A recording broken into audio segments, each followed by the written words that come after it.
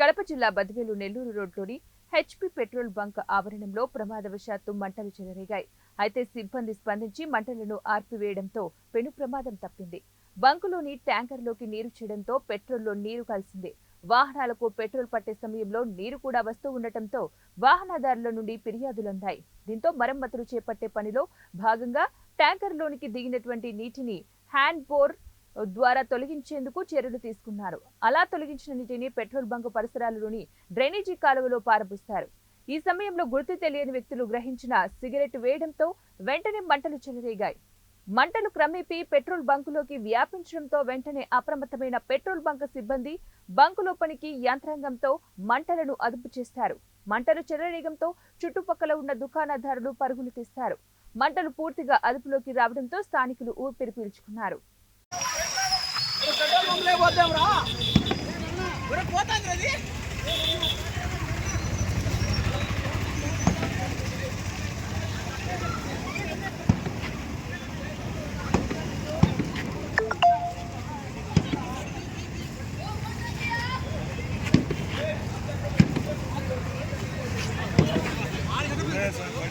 అదే వాళ్ళు ఇప్పుడు దాకా పారబోసిండు రోడ్డు మీద. అది నీళ్ళు వచ్చినాయని పెట్రోల్ అంతా బయటికి పారబోసిండు.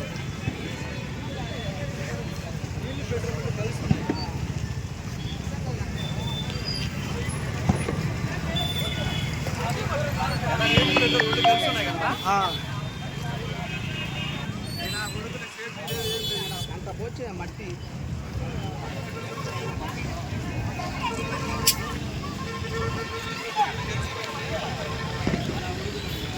మా అట్టబమ్మా అట్టే అట్లా లోపల ఏ కరా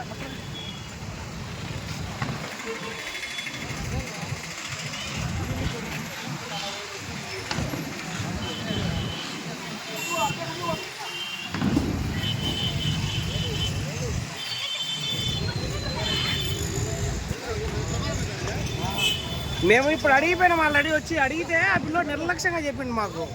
పెట్రోల్ బంక్ ఉంది ఆపిల్ ఫోన్లే పోసింది. వాళ్ళే